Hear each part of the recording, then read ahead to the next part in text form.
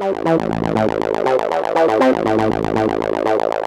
you guys going toe to toe, but Kai brought you everything he had. Absolutely. I mean, Kai brings a great bodybuilder. You know, in my eyes, he's a legend. He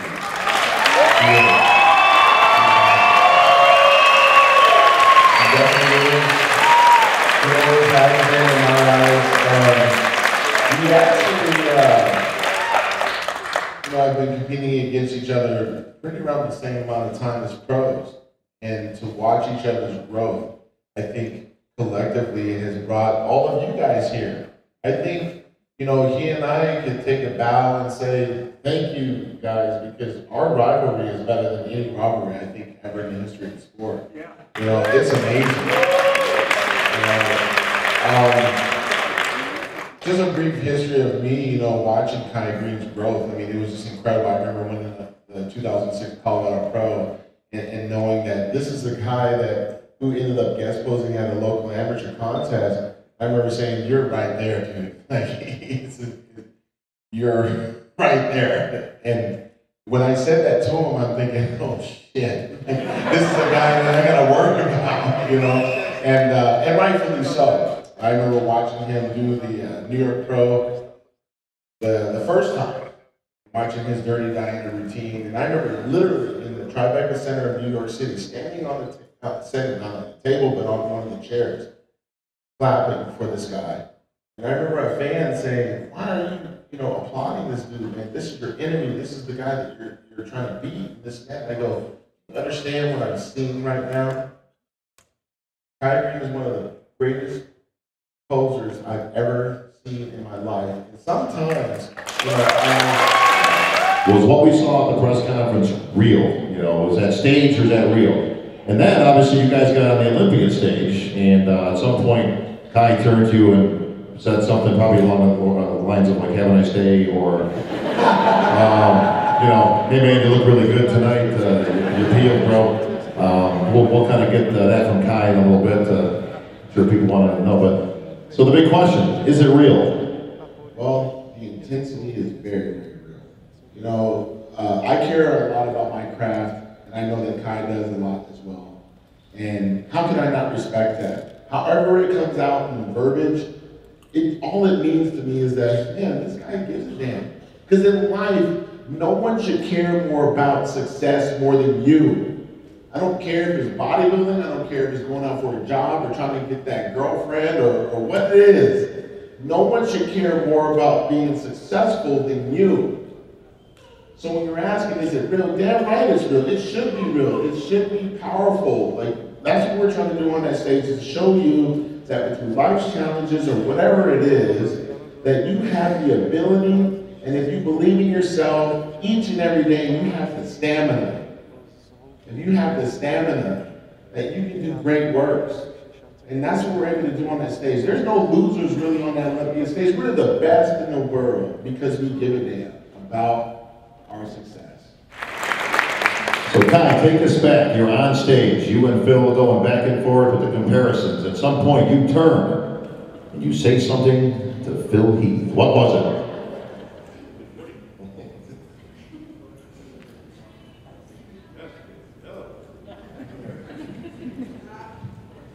See, look at the camaraderie, folks. What was said, Kai? Nice posing suit. To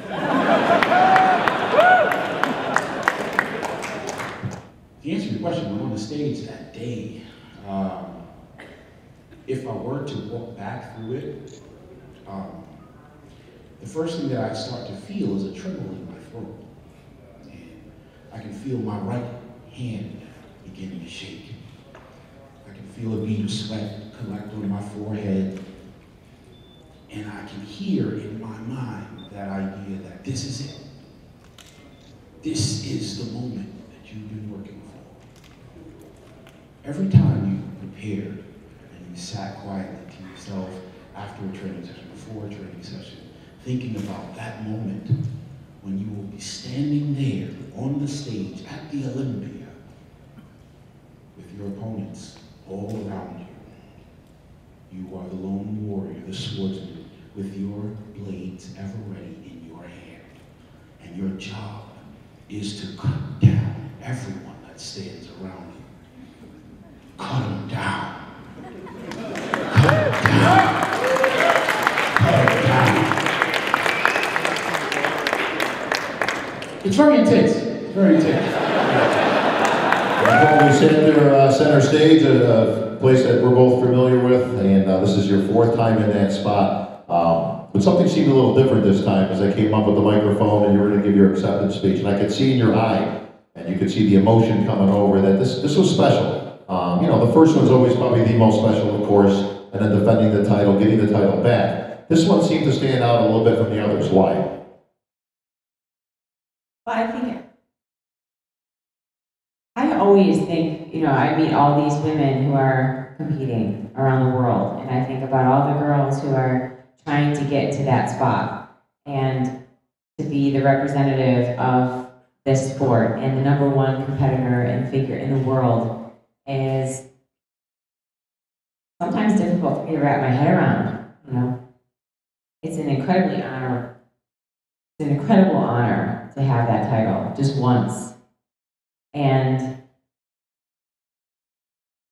every time I won, the next year, I kind of started second-guessing things a little bit, and then I ended up losing that title. So this year, I tried to stay more relaxed and just focus on the goal a little bit more, and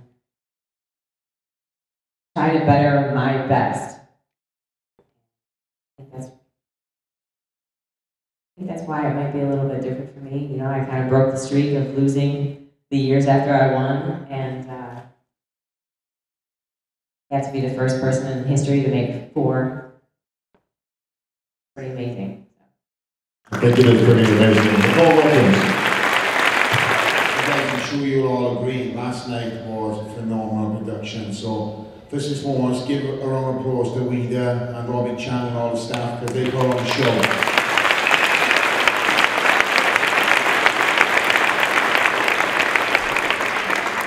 On stage in the back there, most certainly, yeah, it was a tough battle there. I trained all year round with certain athletes in mind, and this particular person was not even on the radar. He was on mine. He was injured last year, took the whole year off, and we've all seen what this guy is capable of in the past. And he came in probably the hardest guy in the show. Phenomenal, top to bottom. And that's what we want as athletes. We want them fellow competitors to bring that A game, and that's what the 212 is all about. You've seen David Henry last night. Guys won the actual competition a few years prior. Did he make the top 6? That's a scary thought. If anybody's off, if somebody's on. So, you know, the room I give him prejudging, and like I said, there was no excuse. I didn't message anything. I didn't want anything of negative. Any negative aura around my prep and me using that as a crutch as an excuse. I done what I needed to do. I came into Vegas early, treated it like a boot camp, and everything went flawless until 20 minutes before walking on stage. All year of training, months, weeks, 20 minutes before going on stage, I had issues with my stomach majorly, and it's one of them things. I went back to my hotel room, and I've got the team I do around me. And these are the people that shook me off, reassured me everything's going to be okay, put that confidence back in me that I've been training with all year, and I turned up last night to finish that battle. It was a war, and I finished that, and I feel that Eduardo definitely brought that battle last night, and I'm sure you guys as the fans enjoyed it, didn't you? The privilege.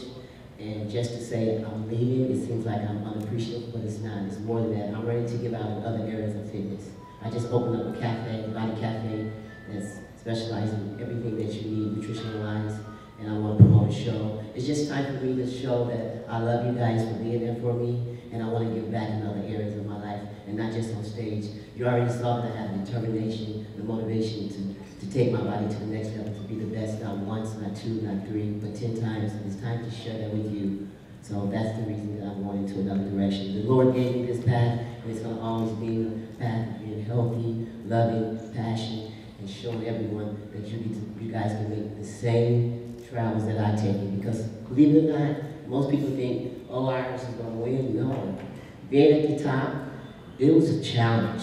It was a challenge. It's not only stressful, but it's also having other little pitfalls.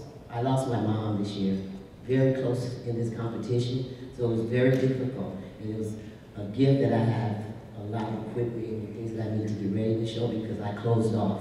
I didn't even go to my business, I didn't do anything. I was very closed off. And then I said, I know my mom wants me to proceed on and shine and help others and continue to live a graceful life. So I got myself back into it, but I also had a pitfall with my right knee. Let me tell you some exercises that I'm literally into with my legs: squats, hacks, and lunges. I could not do any of those for the Olympia preparation. So what I'm saying, when you have these excuses and reasons why you can't, it's just all in your mind. You can do it. So I appreciate all of you. Thank you. Thank you, Iris. The most decorated Olympia champion in bodybuilding history, folks.